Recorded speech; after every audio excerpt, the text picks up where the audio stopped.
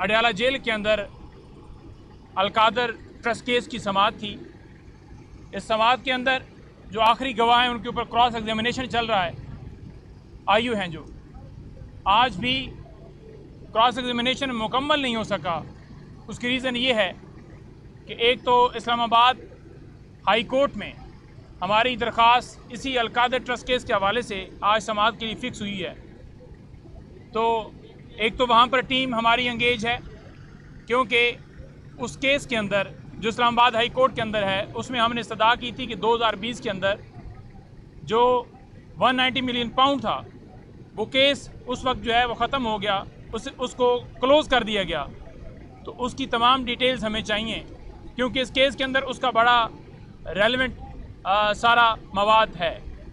क्योंकि हम अपना मौक़िफ़ अच्छे तरीके से तभी पेश कर सकते हैं जब हमें जो हमारी रिक्वायरमेंट्स हैं, जो हमारे डॉक्यूमेंट्स हम समझते हैं कि ये अदालत के अंदर पेश करना ज़रूरी है, जब तक वो हमें नहीं दिए जाएंगे तब तक जो है वो केस उसमें हमारी तरफ से मजबूती नहीं हो सकती। क्योंकि ये नुक्ता बहुत ज़रूरी था कि जो उस वक्त केस 2020 के अंदर ख़त्म किया गया, क्लोज़ किया गया, उस वक्त ये नैब ने धमाले मारी कि हमने पैसे ले लिए हैं, हमने पैसे रिकवर कर लिए हैं। तो दोबारा जो है वो किसके हुक्म के ऊपर ये केस खान साहब पे और बीबी साहबा के ऊपर बनाया गया। खान साहब और बीबी साहबा, परवेज़ खटक ने बयान दिया, इसमें जुबैदा जलाल ने बयान दिया, आज़म खान ने बयान दिया और उसके अलावा दीगर और लोग जिन्होंने गवाही दी। किसी एक ने खान साहब और बीबी साहबा के हवाले से फ़ाइनेंशियल बेनिफिट का जिक्र नहीं किया, यानी कि उन्होंने कोई माली फ़ायदा नहीं लिया। पैसे जो हैं वो मलक रियाज के थे जो उन्होंने सुप्रीम कोर्ट में जमा करवाए और वो हुकूमत पाकिस्तान के पास जा चुके हैं। उसमें खान साहब का क्या कसूर है?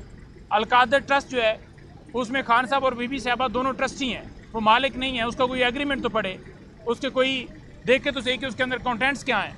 उसके अंदर बड़े वाज़े हैं कि ये सेल कर सकते हैं, ना ये उसको किसी और के नाम के ऊपर ट्रांसफ़र कर सकते हैं, ना इनकी ऑनरशिप है, बल्कि ये तो सिर्फ ट्रस्टी हैं वहाँ पर। अच्छा, इसके अलावा आज तोशाखाना केस में जो गैर कानूनी गिरफ्तारी डाली गई थी खान साहब और बीबी साहबा की, उसकी भी आज समाअत है इस्लामाबाद हाई कोर्ट में।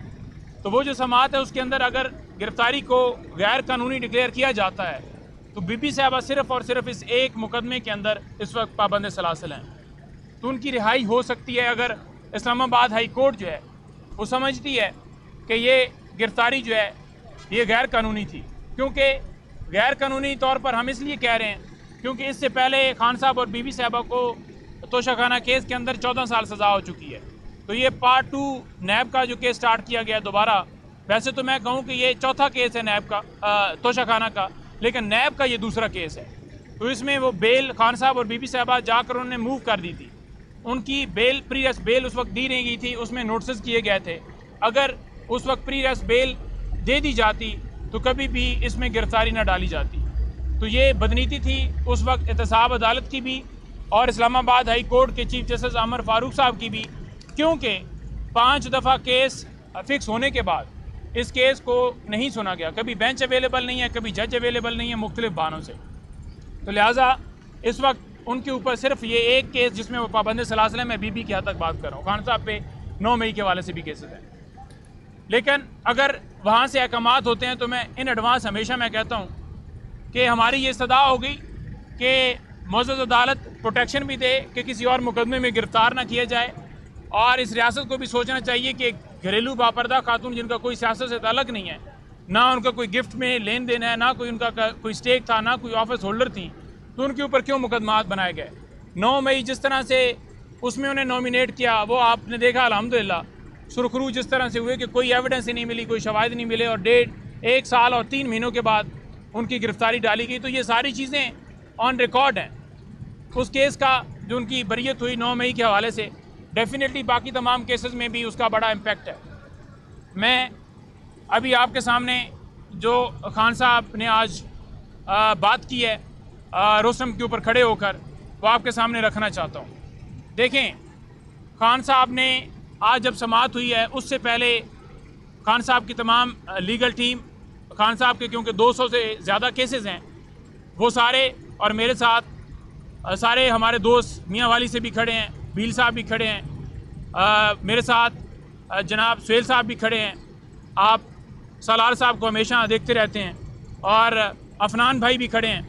तो मेरी आपसे गुजारिश है कि तमाम लीगल टीम और उसके अलावा खान साहब के जितने जो टाइगर्स हैं, उनके सपोर्टर्स हैं या उनकी पार्टी के रहनुमा हैं या उनकी पार्टी के अहदेदारान हैं, किसी शख्स को अंदर जाने की इजाज़त नहीं दी गई।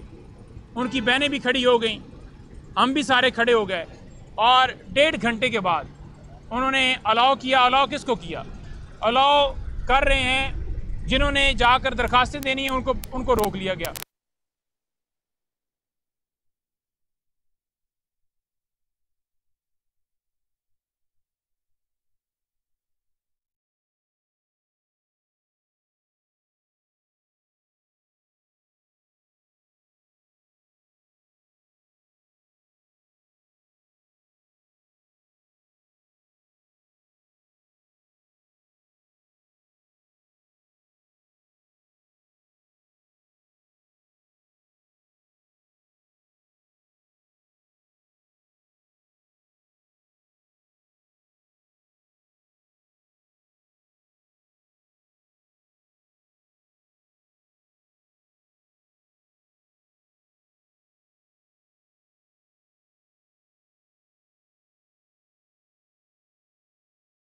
कि जाकर हमने एप्लीकेशन दी, लेकिन हमने अलाउ नहीं किया, क्योंकि ऊपर से जो है कमाल है और ऊपर से मैंने आपको कहा था कि कौन है कांटे लगाने वाला, तो लगाया गया है कि इनको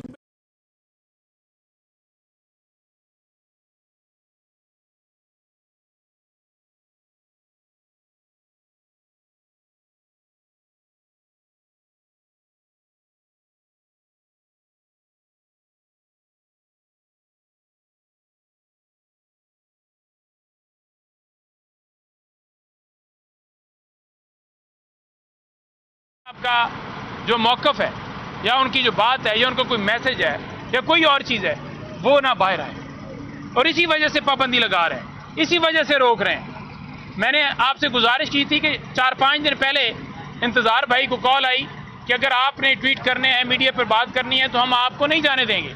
हालांकि खान साहब ने खुद उन्हें अपॉइंट किया हुआ है और वही हुआ कि उन्होंने हालांकि मुझे भी कहा कि यही सूरत हाल है कि ये नहीं चाहते कि ये सारा मामला हो। तो मैसेज जब मुझे भी मिला तो मैंने आपके सामने जिक्र किया कि ये इस वजह से पाबंदी लगा रहे हैं कि हम आकर खान का मैसेज एक एक वर्ड टू वर्ड जो बात है वो ना पहुँचाए। जो साफ़ी हज़रात हैं वो जाते हैं, समटाइम्स ऐसी न्यूज़ होती हैं जो और रंग से पेश की जाती हैं। जैसे पिछले दिनों आया कि उन्होंने जो है वो गैर मशरूत माफ़ी मांग ली, तो क्लैरिफिकेशन देनी होती है, हमने आकर मौक़िफ़ बयान करना होता है, हमने जाकर शाम को 5-6 मीडिया चैनल्स के ऊपर बैठ के बात करनी होती है, यहाँ पर आकर बात करनी होती है। खान साहब का जो हमें पर्सनल मैसेज वो मीडिया से हट के बात करते हैं वो हमने आकर कौम को देना होता है। तो क्यों कदघन है? पहले आपने खान साहब की तस्वीर के ऊपर पाबंदी लगाई, उनकी स्पीच के ऊपर पाबंदी लगाई, उनकी वीडियो नहीं चल सकती, उनका नाम नहीं चल सकता, और अब जो है उनके वकला के ज़रिए बयान उनका नहीं चल सकता। तो ये पाबंदी लगाई गई है, पाबंदी ऊपर से कांटा लगाया गया है कि इनको बिल्कुल अलाउ नहीं करना, इनको बिल्कुल इजाज़त नहीं देनी। एक शर्त पर हमें इजाज़त है कि अगर हम यहाँ पर बात करना बंद कर दें, हम शोज़ में जाना बंद कर दें, हम ट्वीट वगैरह करना बंद कर दें, फिर वो अलाउ करेंगे। खान का मौक़िफ़ बाहर लाकर पेश करना बंद कर दें, फिर हमें वो इजाज़त देंगे। लेकिन आप बेशक 100 पाबंदियाँ लगा लें, आप 1000 पाबंदियाँ लगा दें, आप कहें कि आपने नहीं जाना, हम हर रोज़ इधर आएंगे, हम हर रोज़ इधर शोर मचाएंगे, हम हर रोज़ मीडिया से बात करेंगे। हमें जो बंदा अंदर जो जाएगा, जो आकर खान साहब की बात करेगा, हम वो बात भी करेंगे। जिस हद तक हमें इन्फॉर्मेशन पहुंच सकेगी हम अपना मौक़िफ़ रखेंगे, और ये जो जुल्म और जबर किया जा रहा है, ये जो लाकानूनियत है, इसको हम उजागर करते रहेंगे। ये अगर देखने को तो आए तो ये ओपन ट्रायल है, ओपन ट्रायल है ना, ये ओपन ट्रायल का कहा हुआ है, लेकिन किसी सूरत ये ओपन ट्रायल नहीं है। जब वकला को, जब उनके रहनुमाओं को, उनके वर्कर्स को नहीं जाने दिया जा रहा, तो ये कौन सा ओपन ट्रायल है? इसीलिए बंद कमरे के अंदर ये समाअत की जा रही है कि अपनी मर्जी से कार्रवाई करके फैसला सुनाया जाए, और जो ही ओपन कोर्ट में समाअत होती है तो सारी चीज़ें एक्सपोज हो जाती हैं कि जज साहब ने ये कैसे फैसला सुना दिया। तो हम जहाँ पर इस चीज़ का पुरजोर मुतालबा करते हैं। और जो खान साहब की हमेशा डिमांड रही है, वो डिमांड भी हमेशा की तरह हम इधर कहते हैं कि काजी फैसल साहब, खान साहब के और बीबी साहबा के और पाकिस्तान तहरीक इंसाफ के केसेस से अलहदा हों, चीफ इलेक्शन कमिश्नर और तमाम मेंबरान को इस्तीफ़ा देना चाहिए। जो हमारी दरखास्तें सुप्रीम कोर्ट के अंदर पेंडिंग हैं, उन दरखास्तों को लगाना चाहिए। 9 मई जुडिशल कमीशन हो, फंडामेंटल राइट्स की वॉलेशन हो या दीगर हमारी दरखास्तें हों, जो दरखास्तें ज़रूरी नहीं होती वो लगा दी जाती हैं, रिव्यू की दरखास्तें भी लगा दी जाती हैं। मैं 1 मिनट के लिए सलार भाई को टाइम दूंगा, सुहेल भाई बात करना चाहेंगे तो वो करेंगे, फिर हम इजाज़त लेंगे। जी सर, 1 मिनट। जी बिस्मिल्लाहिर्रहमानिर्रहीम। आज जैसे हम आए थे तो यहाँ पे आज एक बार फिर देखने को मिला कि वही नामालूम लोग आए थे। पहले तो हमने देखे थे कि वो टैक्सी में आते थे, लेकिन आज उस पर ख़ास करम रहम था कि वो भी घोटाले में आए थे। तो आज भी हम ये कहना चाहते हैं कि अडियाला जेल को कौन कंट्रोल कर रहा है, किसके कहने पे कंट्रोल कर रहा है। हम ये भी मुतालबा करना चाहते हैं कि नानी 420 जिसके टिकटॉक के लिए तो प्रोटोकॉल सिक्योरिटी है, कार्टून चेरी ब्लॉसम की प्रोटोकॉल के लिए तो सिक्योरिटी है, तो फिर एक साबिक वज़ीर-ए-आज़म 25 करोड़ पाकिस्तानियों का लीडर, उसके लिए क्यों सिक्योरिटी इंतजाम नहीं है कि वाई कोर्ट में जाके न यहाँ पे हम जलील होंगे न ये जलील होंगे, लेकिन ये नहीं चाह रहे। लेकिन आज हम फिर भी कहते हैं कि हम सिक्योरिटी इदारे तो हमें तंग कर रहे हैं, लेकिन जुडिशरी की इम्तिहान है कि वो अपने कानून और अपने फैसले पर अमल दरामद कराए। जिस तरह उन्होंने PGI के 3 MNAs के खिलाफ फैसला दिया और उस पर अमल दरामद हुआ, चंद घंटों में उसके खिलाफ नोटिफिकेशन हुआ, लेकिन यहाँ पे ये हमें आर्डर देते हैं, यहाँ पे आर्डर लेके आते हैं अडियाला जेल में एक क्लास 4 नौकरी के बराबर इंसान, वो आर्डर को पाड़ के बाहर रख देते हैं और हमें कहते हैं आप बाहर जाए। आज हमारे साथ बदतमीजी हुई तो हम इसकी मजम्मत करते और ये भी कहना चाहते हैं कि खान के एक अल्फाज की तायीद करे, चाहे जान जाए, चाहे जिंदगी जाए, चाहे हमारे घर बर्बाद हो जाए, हम इनके साथ खड़े हैं, खड़े रहेंगे और खड़े मरते दम तक साथ देंगे। दूसरी बात यह है कि जब तक खान जेल में हम इस अडियाला के बाहर आएंगे, या हम होंगे या खान बाहर रहा होगा, इंशाल्लाह आखिरी दम तक साथ होंगे।